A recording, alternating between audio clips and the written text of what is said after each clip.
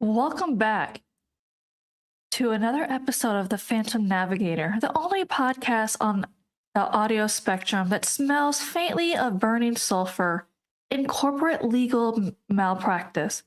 I'm your host, and today we are talking about signatures, specifically ink that requires a pen made of human femur and a signature written in raw hemoglobin, because verbal agreements are for amateurs and ghosts who don't know their legal rights. Somewhere in Paris, sitting in a climate-controlled vault at the Bibliothèque Nationale de France, there is a legal contract signed by Satan. Not supposedly, not allegedly. There's a physical document, ink on paper, 4 centuries old, bearing the notarized signature of Lucifer, Beelzebub, Leviathan, and 4 of their associates. It was entered into evidence in real court in front of real judges, and it worked. Here's the part that should actually keep you up tonight. Hell, apparently has paperwork department.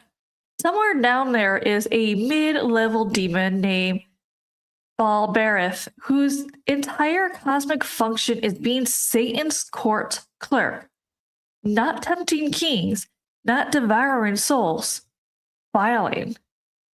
But the contract isn't even the disturbing part of the story.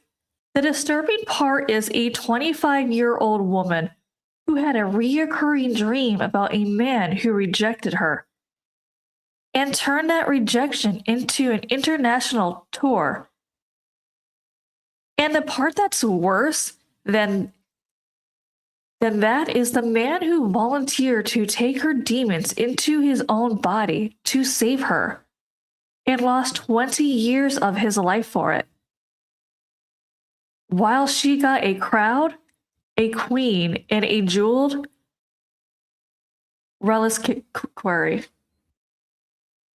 This is the story of how one burned a town, executed an innocent priest, and left a trail of ruined people in its wake. Some of them famous for it, and some of them erased by it. I'm your Phantom Navigator. Let's start with the rejection. Before she was the most famous possessed woman in French history, Jeanne de Belsier was just a baroness's daughter with a childhood accident that left her permanently disabled and, by the era's brutal social math, unmarriageable. Sit with that, because it's the actual engine of everything that follows. In 17th century France, a noblewoman's entire value was measured in marriage prospects. Jean's family looked at her, decided she'd never get an offer, and did what families like hers did with daughters they couldn't place. They sent her to a convent. Not because she had a calling, because she had nowhere else to go. She became a prioress of the Ursuline convent in Loudun at a young age, probably because of her noble blood, not her piety. Contemporaries describe her as ambitious, mean, arrogant, and extravagant. Someone who fed a good performance of holiness while nursing something else entirely underneath. And then Father Urban Grandier arrived in town. Handsome, wealthy, magnetic. The kind of priest who had women in Loudun quietly rearranging their schedules around his sermons. When the convent's confessor died, Jean saw an opportunity. She could bring Grandier in as the convent's new spiritual director. Close proximity, a respectable excuse to be near him. She wrote to him herself. Grandier said no.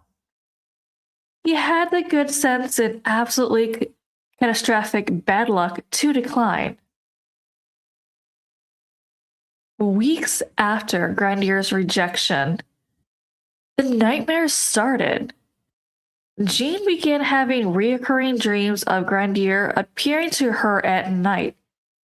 In her own later account, she described the visitation not as haunting, but as something closer to seduction.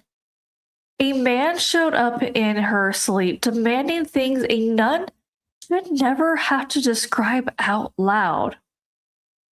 She wasn't alone.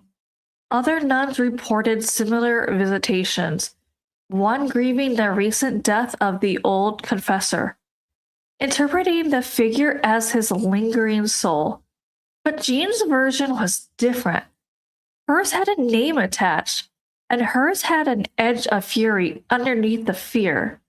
Within weeks, a devil was speaking through Jean during exorcism announced, under oath, that Grandier had gotten into the convent through a bouquet of musk roses left on a dormitory step, a deliberately erotic object smuggled into a house of chastity.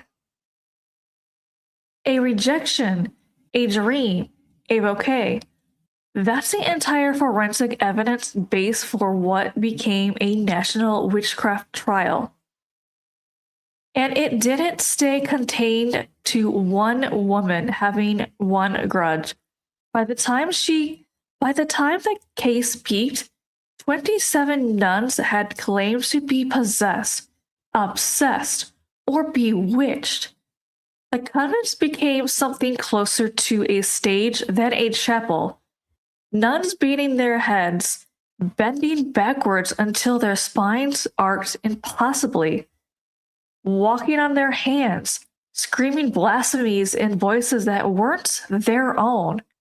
Witnesses described a huge black ball rolling through the refectory, knocking nuns off their feet.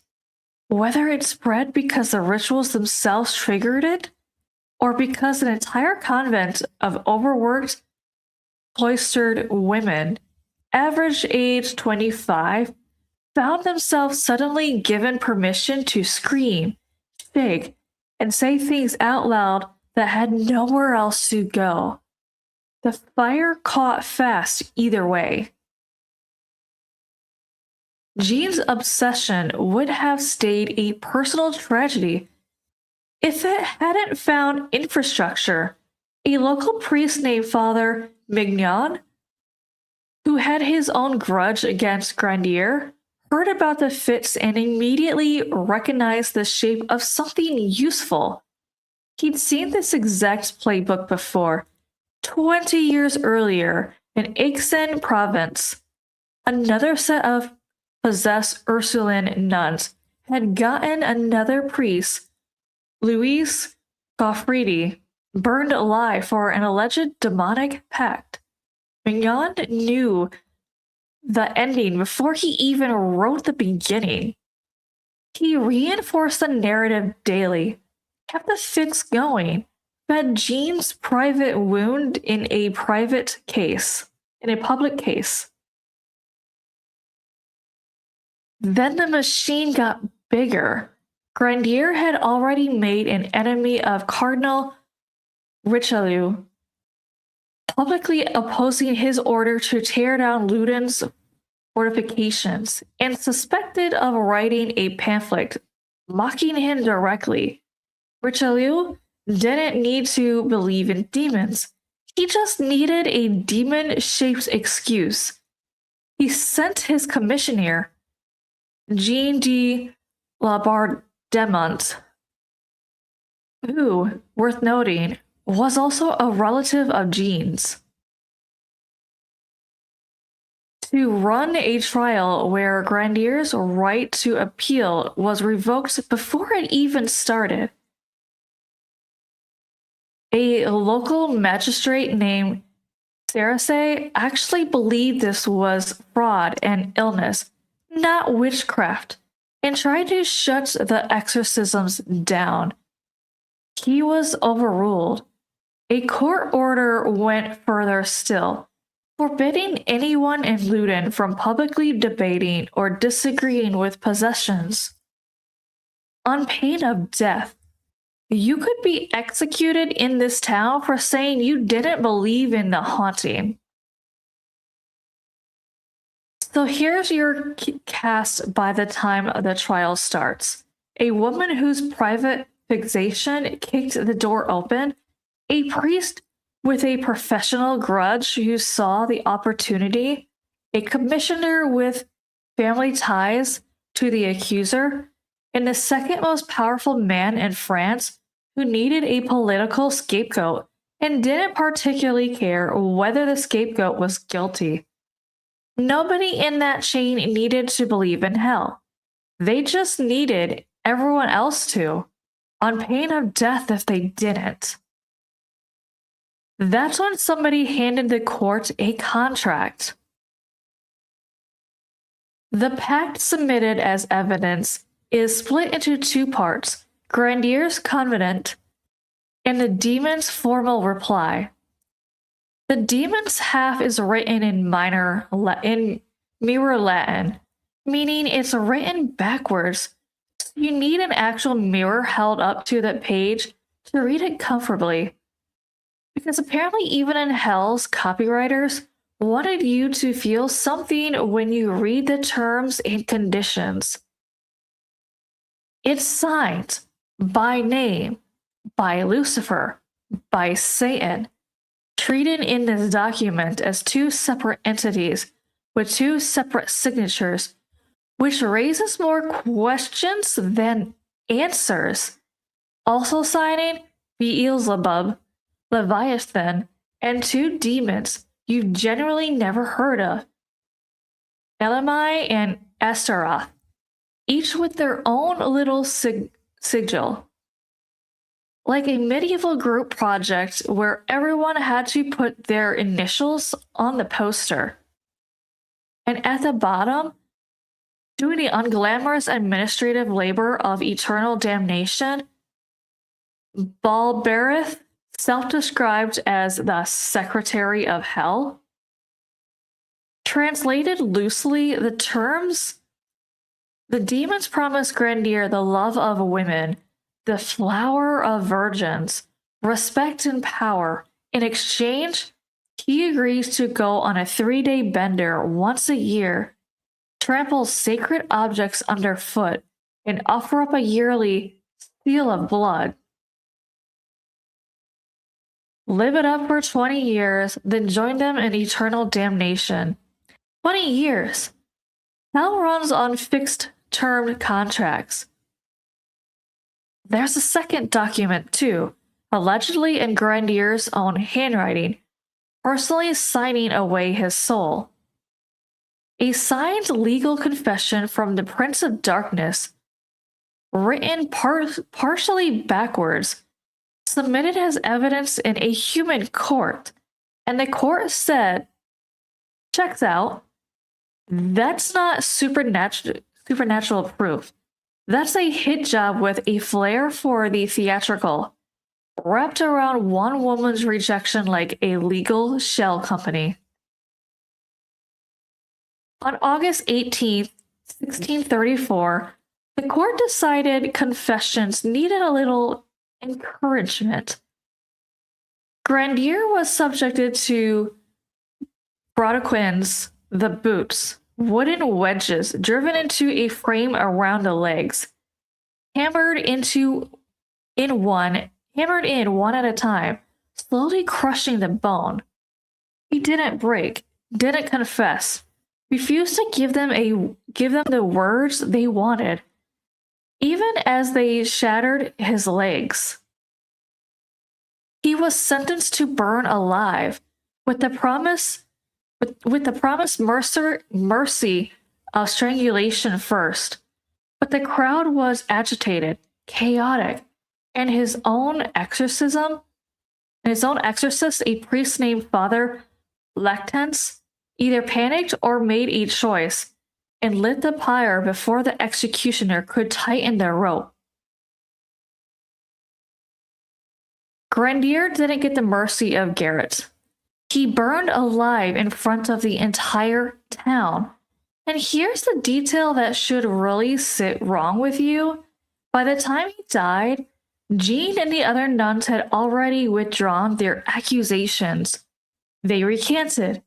It didn't matter. The court proceeded anyway. The machine Richelieu built didn't need the accuser to still be accusing. It just needed the verdict. The demons were supposed to leave once Grandier was dead. They didn't. The improvement lasted a matter of weeks.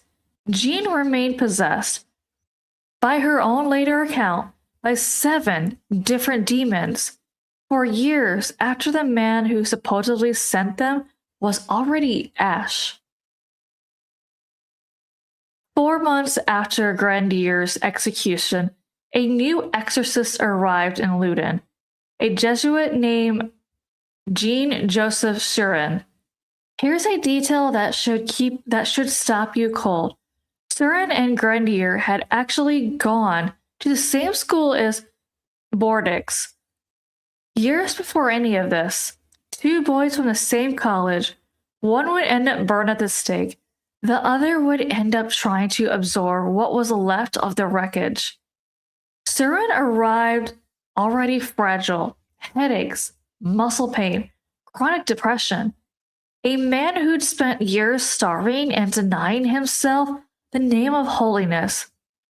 He was, by every modern account, exactly the wrong person to hand a case like this. And he was given special personal charge of Jean d'Angers. He believed in her completely. Every symptom, every fit, every claim. Surin never doubted it for a second. And when the exorcisms weren't working fast enough, he did something no one asked him to do. He volunteered. Surin offered his own body as a vessel, asking essentially to take Jean's demons into himself so she could be free of them. And by his own account, and the accounts of everyone around him, his prayer was answered. It started in his body the same way it had started in hers. Headaches, breathing difficulties, trembling. Then it went further. Pain that started at the base of his stomach and spread. Fits, a conviction that he himself was now damned, personally, eternally, beyond any hope of forgiveness. This wasn't a performance. Unlike the nuns, Surin stayed fully self-aware through every bit of it, coherent enough to write detailed, articulate accounts of his own unraveling in real time, which somehow makes it worse. He wasn't lost in a fog. He was watching himself fall apart 1 page at a time. It lasted 20 years. 2 decades of what he described as demonic harassment. Periods where he couldn't move without pain, couldn't write, couldn't breathe freely. He tried to take his own life more than once. He was, for years, functionally unable to work. He did eventually recover. Late in life, a slow and uneven climb back out. Years before his death, history remembers him, when it remembers him at all, as either a genuine mystic who bore a kind of spiritual stigmata, or a deeply unwell man who mistook his own breakdown for holiness. He was never canonized. His name barely survives outside academic footnotes. He gave 20 years of his life trying to absorb someone else's demon, and the woman he did it for became a celebrity. While Surin quietly disintegrated. Jean's story went into the other direction entirely. In 1635, marks appeared on her forearm. The name Jesus, Mary, and Joseph raised into the skin like scar tissue, which she and her supporters called divine stigmata, proof that heaven had personally signed off on her ordeal. A cross reportedly appeared on her forehead and bled for 3 weeks. Starting in 1638, she went on tour, an actual pilgrimage circuit, Bordeaux, Toulouse, Montpellier, Avignon, Grenoble, Lyon, with nobility providing the coaches. Tens of thousands of people turned out in each city to see the marks on her arm and touched a shirt she claimed was stained with holy oil.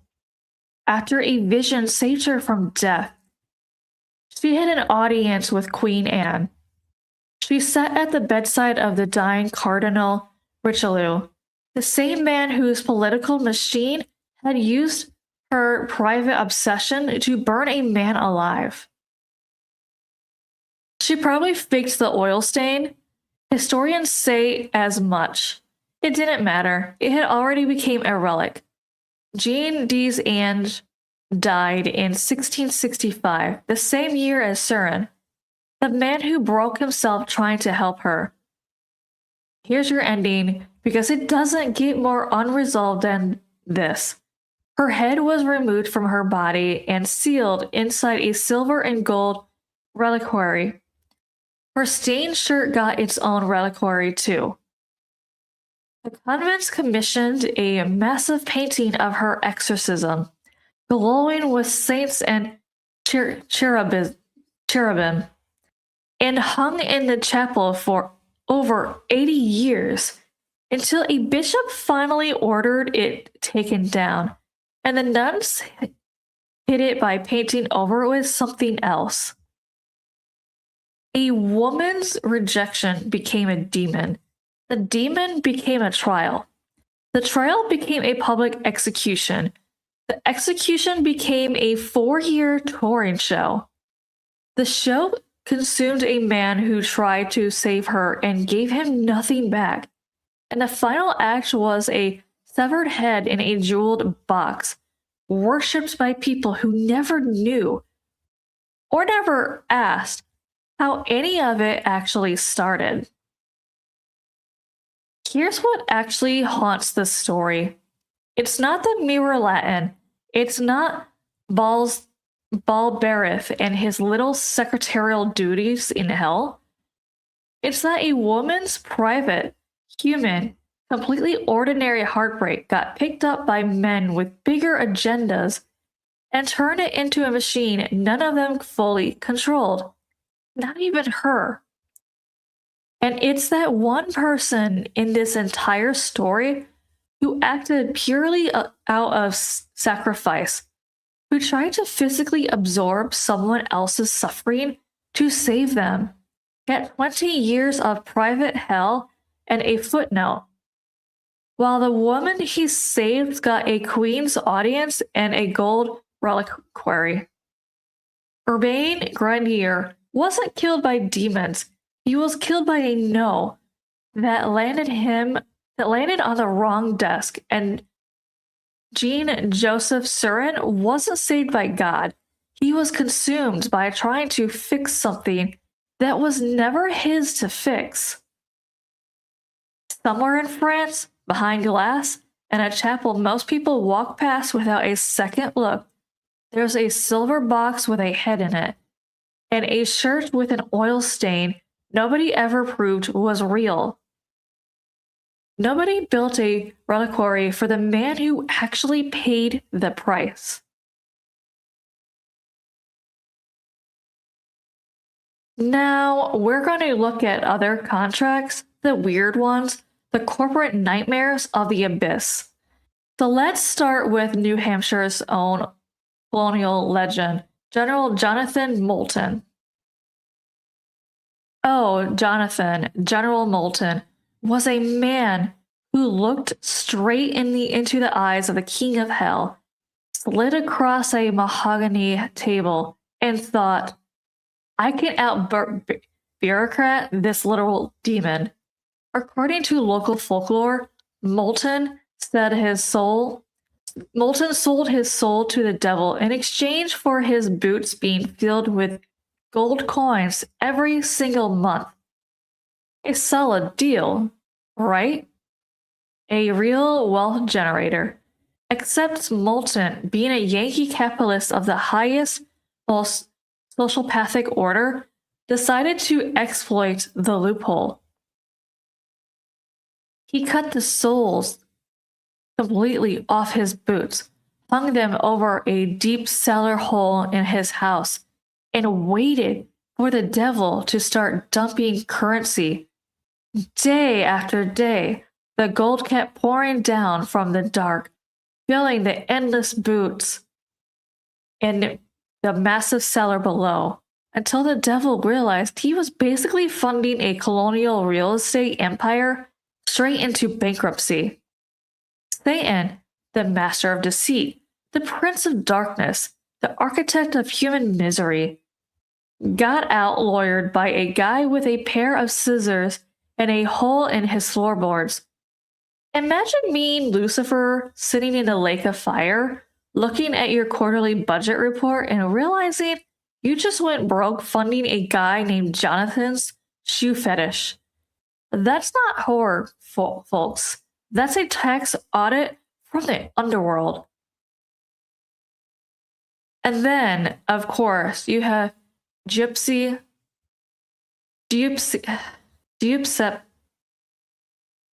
Tartini, 17th century violin virtuoso. Now, Tartini didn't technically hand over a signed piece of vellum on a smoky basement.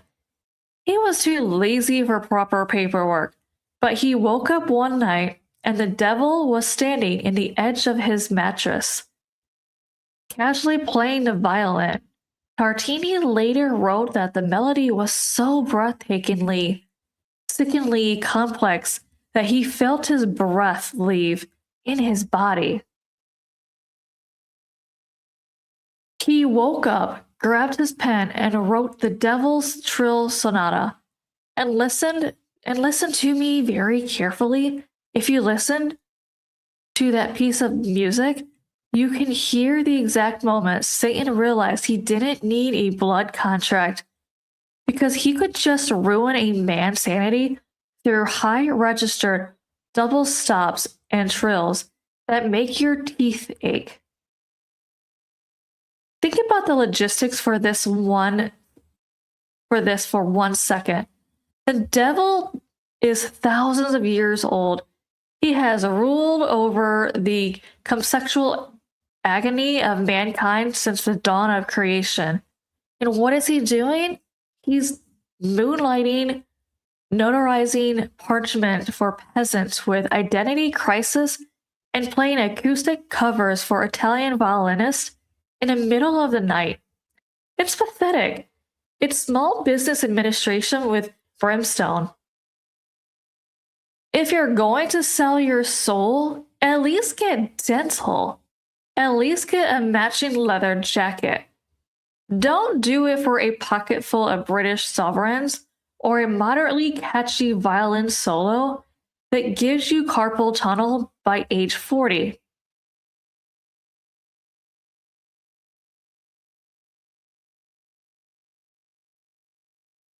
If you want to know, if you think that's not it, oh, you sweet naive creature. You think Jonathan Moulton and his leaky boots and the Italian violin player are the only times humanity tried to sign away eternal damnation for a shiny object?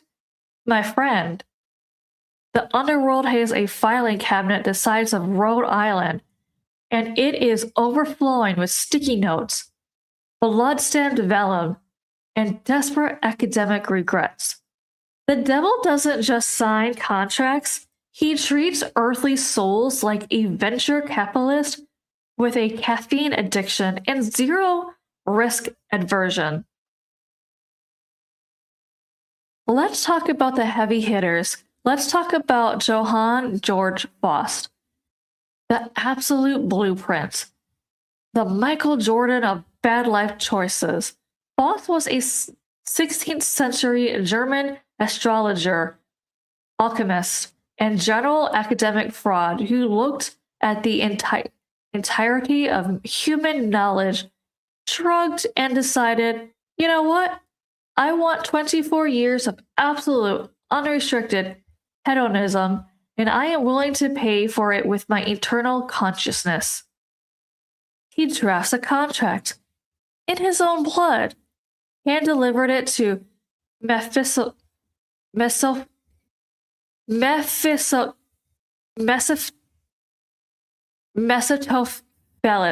because Satan apparently outsourced field operations to a middle management demon back then. For 2 decades, Faust lives the high life. He summons Helena Troy. He drinks liquid gold. He acts like an insufferable tenured professor with a god complex. And then the bill comes due. 24 years up, right to the dot. His colleagues in the university building next door hears a series of sounds best describing as a watermelon hitting a brick wall at terminal velocity, followed by a demonic cackling. In the morning, they find Faust's quarters decimated, his eyes torn out, and his body pinned to a wall like a dried insect. That's what you get for leasing your soul, kids. No depreciation value, no trade-in options, just immediate structural failure of your physical form. And if you think Faust was just a literal myth written by Goethe to scare high school sophomores, let me introduce you to Christoffel Heisman, 17th century painter from Bavaria. Now, Heisman was having a rough time. Depression, financial ruin, creative block, standard artistic struggles. So what does he do? He signs 2 separate contracts with the devil. Exactly 9 days apart, written in black and red. The terms? He sells his body and soul to Lucifer in exchange for 9 years of wealth. Except, unlike modern corporate contracts where you need a team of lawyers to find the exit clause, Heisman actually managed to back out. He suffered a series of violent demonic hallucinations in a church of Mariazel, confessed to the priest, and the church launched a full-scale spiritual intervention. They forced the devil through a prayer and exorcism to hand the original blood contracts back. Imagine being Satan, walking into a celestial boardroom, having to explain to your superiors that you lost a legally binding, blood-sealed human assets because of a bunch of Austrian monks threw holy water at a printer. It's humiliating. It's an HR nightmare. So no, it's not just Molten and Tartini. History is practically paved with idiots trading eternity for a magic trick, a decent solo, or 24 years of tenure. Check your desk drawers, stop signing things in red, and if for the love of everything holy, read the terms and contracts before you click accept. You wanted more? Well, let's dig deeper into the crusty, mildewed archive of diabolical human contracts. Fine, let's talk about Father Louis Gaufridi again, because nothing screams holy man of God quite like getting yourself burned alive in 1611 for signing a literal blood pact with Lucifer and running a demonic franchise out of a French convent. Gaufridi was a 17th century parish in Marseille who apparently looked at his vows of celibacy and holy poverty, laughed out loud, and decided to outsource his ministry straight to Beelzebub. According to court records, which were extracted under the kind of creative torture that makes Spanish Inquisition look like a wellness retreat, Gaufridi signed a parchment in his own blood, explicitly renouncing God, the Virgin Mary, and every saint in the heavenly directory. What did he get for this celestial treason? Did he get untold wealth, immortality, a cool medieval sports car? No. He got the power to make young Ursuline nuns violently possessed simply by kissing them or breathing on them. Let that sink in. The grand architect of cosmic rebellion, the Prince of Darkness, entered a binding legal contract just so a French provincial priest could go around a convent playing a toxic game of tag with holy women. The nuns were convulsing, bloating, screaming obscenities in Latin, and tearing their hair out because of Father Louis didn't know how to behave himself. When they finally dragged him to the stake in Aix-en province, they strangled him first and then reduced him to cinders, leaving behind a legal precedent so bulletproof that it paves the way for every other mass hysterical trial in Europe. Good job, Louis. You really maximized your shareholder value. And speaking of institutional fraud, let's move across the border to Spain and talk about Magdalena de la Cruz. If Louis Gaufridi was a sloppy amateur, Magdalena was a corporate titan of deception. She was a Franciscan nun in Cordoba who managed to pull off the longest-running, high-grossing scam in ecclesiastical history. For 40 years, she was revered as a living saint. We aren't talking about minor parlor tricks here. Magdalena was levitating. She was glowing. She was bleeding from the palms with authentic-looking stigmata. She was predicting the future, fasting to the point where she allegedly didn't eat a single crumb for decades, and dispensing holy advice to nobles, bishops, and kings. In fact, when the future King Philip II was born in 1527, they actually wrapped the infant prince in Magdalena's monastic habit to protect him from evil. The baby royal was swaddled in clothing of a woman whose entire spiritual empire was built on a dark corporate merger with an incubus.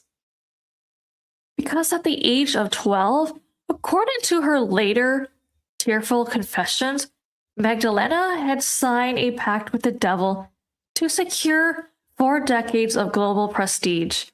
She didn't even have to try hard. The demons handled the special effects department while she sat back and enjoyed the VIP treatment. The gravy train finally derailed in 1543 when she fell dangerously ill and panicked, realizing that dying with a fraudulent soul was a bad career move. She called in the Inquisition, confessed to the whole thing, admitting stigmata were fake, the levitations was demonic outsourcing, and her holiness was an illusion. The Inquisition, remarkably merciful for once, didn't burn her at the stake. It just sentenced her to permanent solitary confinement in a convent cell to think about what she'd done. 40 years at the top of religious food chain, all brought down because she forgot to read the expiration date on the demonic contract. Never trust a nun who doesn't eat, and never sign a contract that lasts longer than a standard mortgage. Sleep tight, sinners.